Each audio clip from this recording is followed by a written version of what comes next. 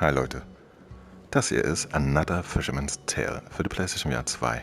Und der Vorgänger ist A Fisherman's Tale. Und das war ein wahnsinnig schönes Puzzlespiel. Damals mit deutscher Synchronisation auch. Diesmal gibt es leider nur Englisch und Französisch. Aber ich kann euch jetzt schon verraten, ich habe ein bisschen reingespielt und ich bin schockverliebt.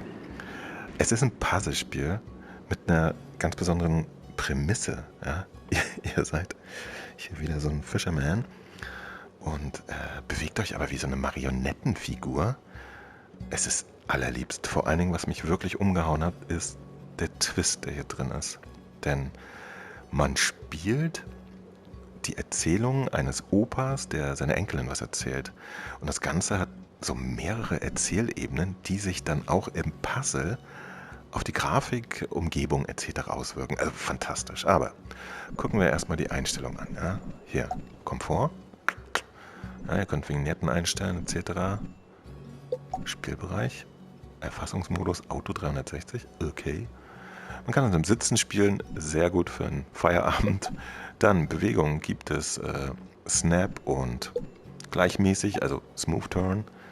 Freie Fortbewegung mit der Hand oder mit dem Kopf steuern. Das ist auch Standard. Und dann würde ich sagen, starten wir mal. Ich bin jetzt schon mittendrin.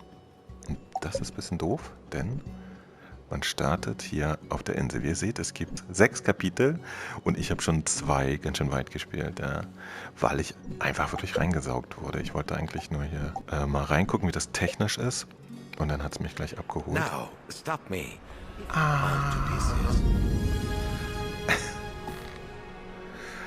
Die Teile lösen sich und das ist nämlich tatsächlich der Kern des Spiels, ja. Man kann seinen Körper, seine Hände, seinen Kopf ablösen und damit gilt es, die Rätsel zu lösen und zu puzzeln. Aber es ist so charmant in die ganze Geschichte eingebaut. Und ich mag auch den Grafikstil hier. Technisch ist es absolut in Ordnung auf der PlayStation. From legendary fisherman to heroic lighthouse keeper to now treasure hunter. So this was not the first time your papa had to pick himself up and piece himself back together as a jumble of jetsam, washed up on an unfamiliar shore, completely broke. Again. So, und hier geht's nämlich los. Der Witz ist, ich möchte euch gar nicht viel zeigen. Das Spiel lebt natürlich von seinen Rätseln und das Tolle ist, sie selber rauszufinden. Deswegen werde ich euch hier außer dem Tutorial nicht zeigen, wie man irgendwie die Rätsel löst. Denn den Spaß will ich euch nicht nehmen. Aber ihr seht es, ich steuere jetzt meine rechte Hand. Ja? Wenn ich Trigger drücke, dann krabbelt die wie das eiskalte Händchen von den Adams nach vorne. Das ist sehr, sehr süß. Achso, ich muss dahin, wo es hell ist. Ja, seht ihr das? Da. Genau, man kriegt im Spiel immer sehr nett Hinweise.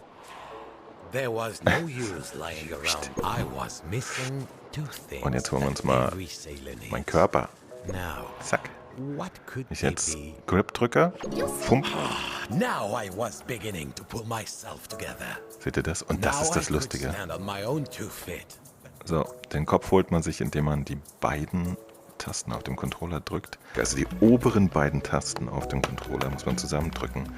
Dann ist eine Mechanik, dass man seinen Kopf wegwirft, indem man wieder die Tasten drückt und hält. Also nee, ich soll erstmal rumlaufen. So, und hier ist es richtig süß. Guckt mal die Figur, wie sie läuft. Ja, sie hat die Beine und Arme sind so an Stricken. Wir sehen aber unseren ganzen Körper hier und laufen so rum. Das ist so niedlich. So, ich gehe jetzt mal da vorne hin. Wir können auch rennen. Da, guck mal. Jetzt werfe ich meine Hand hin, um meine andere Hand zu holen. Und steck sie hier rein. Voila. So, rennen, indem wir drücken, wie immer, kennen wir. Schleuder deinen Kopf. Ich schleudere ihn jetzt da oben hin. Web. Und was halt nett ist, laufe herum. Okay. Während sowas halt so ein Gimmick ist manchmal, wird das hier in diesem Spiel wirklich, wirklich fantastisch benutzt und auch in die Geschichte eingebunden. Ja, da passiert nichts Zieh deinen Kopf wieder zurück. Wow. Progress. Soon I would escape. Ich muss wahrscheinlich nicht erwähnen, dass auch hier das Vibration-Ding vom Kopf dabei arbeitet, was auch ein gutes Gefühl ist, ja. Also, ich will mir jetzt eine Kokosnuss holen, dann geht aber die Story weiter. Na gut, vom Tutorial können wir uns das noch angucken. Got it. Ich spiele sie jetzt hier auf Success. My mouth watered. und zack. Oi! What's this? Who's stealing my coconuts? That was when I heard a familiar voice. There, perched on the rock, an old rival of mine. Cunning and devious. Und guck mal, das Nette These ist, coconuts hier wird are alles to feed my dunkel. family. You get stuff. Das, was gerade hier aktiv ist, Unlike you, oh nein, er klaut mir meine I have Hand. responsibilities. Hör auf damit. Das, was aktiv ist, kriegt so einen Spot, ja. Das ist eine ganz nette Erzählform. As always, it is the advantage. When Schleuder deine Hand. That'd be nice. The coconuts are for his family. Oh yes, family can drive you mad. Das eigentlich Einzige, womit ich ein bisschen struggle, ist mit dem Steuern der Hand hier. Das finde ich ganz schön schwierig. Also ist vielleicht Absicht, damit es nicht so leicht ist. It was a duel for the ages, but finally I got the upper hand. So, der Typ wird uns jetzt immer wieder die Hand stehlen und am Ende gibt er uns seine Clownschere. Und das ist auch wichtig, damit wir weiterkommen. Aber das müssen wir uns gar nicht mehr angucken. So, das ist nämlich schon mal ein kleiner Twist. Ihr hört ja die ganze Zeit, dass der Großvater dem Kind was erzählt, ne? Well, back to reality, Nina. Und jetzt haben wir wieder eine andere Ebene.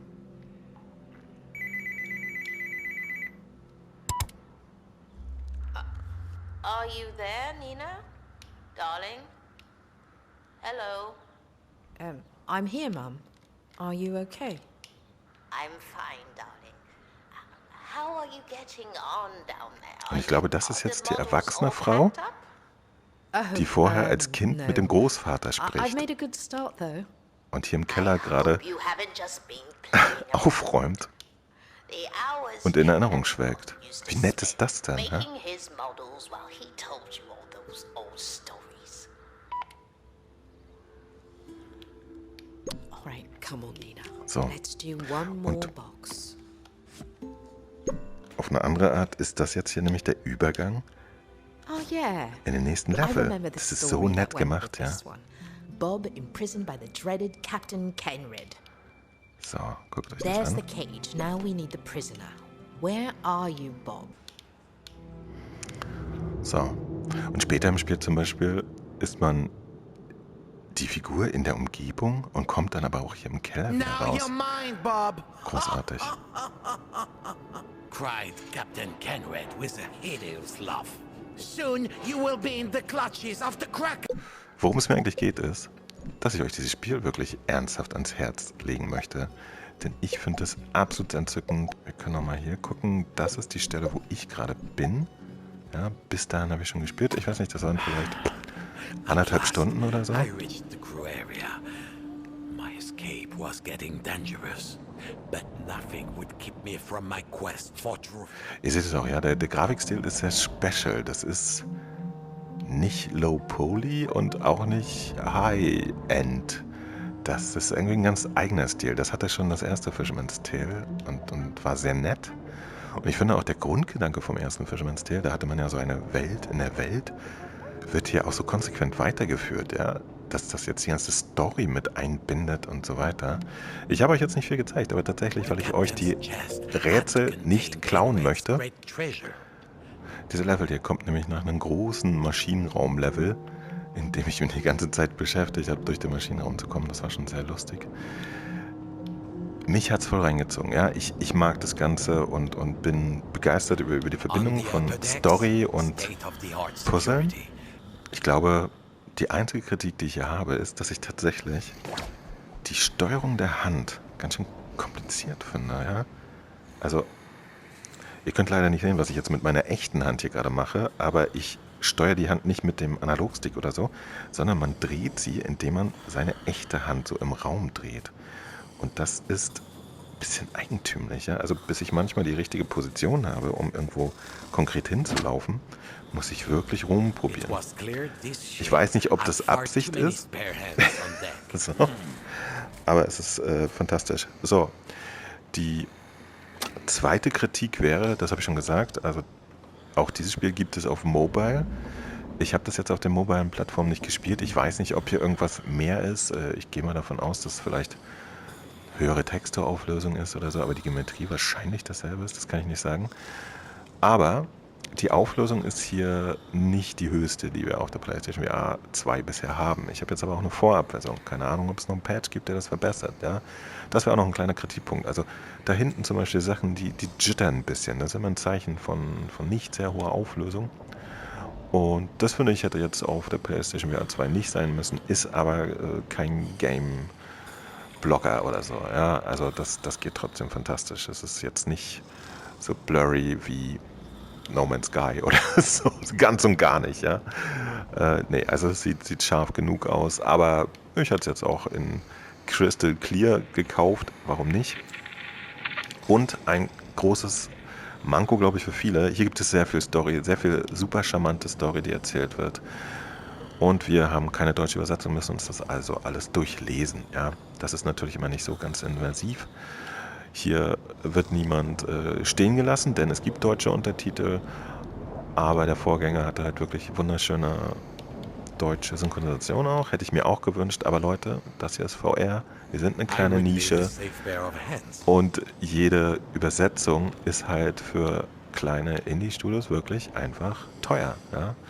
Das rentiert sich leider nicht bei der kleinen Zielgruppe, die wir darstellen. Also, das ist zu verschmerzen, aber ich wollte es trotzdem mal erwähnen. Gut, ich hoffe, ich konnte euch jetzt meinen sehr, sehr guten Eindruck, auch wenn ich nichts viel zeige, trotzdem vermitteln. Ja, ich möchte euch das ehrlich ans Herz legen. Das ist ein wunderschönes Spiel, mit dem man eine Zeit lang Spaß haben kann. Der erste Teil war kurz. Ja, A Fisherman's Tale ging noch nicht mal 2 Stunden, glaube ich. Und in dem hier habe ich jetzt schon, wie ich schon meinte, ich glaube 1,5 oder 2 Stunden verbracht. Das hängt natürlich auch von eurer Fitness ab, ja, wie ihr die Rätsel lösen könnt und eure Geschicklichkeit offensichtlich auch, wie ihr damit umgeht und mit dem Werfen des eigenen Kopfes. Ja, genau, das funktioniert immer. Und es ist einfach ein super lustiges Gefühl, seinen eigenen Körper dann so ferngesteuert zu sehen. Guck mal, der kommt gar nicht klar. So. Ich verabschiede mich. Seht ihr? Ich winke euch. Das ist großartig. Wupp. Jetzt bin ich wieder hier. Alles klar. So, also, Another Fisherman's Tale scheint ein richtig schönes Ding zu sein. Ich habe erst, oh Gott, ein 1/5 reingespielt und es hat mich sofort reingesaugt. Ich war begeistert. Wie es weitergeht, weiß ich auch nicht. Da muss ich mich überraschen lassen. Aber von mir kriegt das schon mal eine dicke Empfehlung. Ups. Daumen hoch geht offensichtlich nicht. Aber die Grip-Taste erkennt er. Schreibt mal drunter, ob ihr darauf Bock habt. Das würde mich mal interessieren. Ja, das ist wirklich ein schöner Titel. Und dann würde ich mich sehr freuen über ein Däumchen nach oben. Abonniert den Kanal. Bis dann, Mo von VR. Wir sehen uns beim nächsten Mal. Immer für euch da. Bye bye. Voller Einsatz, der Beste ist Mo. Der Beste ist Mo. Der Beste ist Mo. Der Beste ist Mo. Mo von VR ist Mo. Der Beste ist Mo. Der Beste ist Mo. Der Beste ist Mo. Tensen, Mo von VR.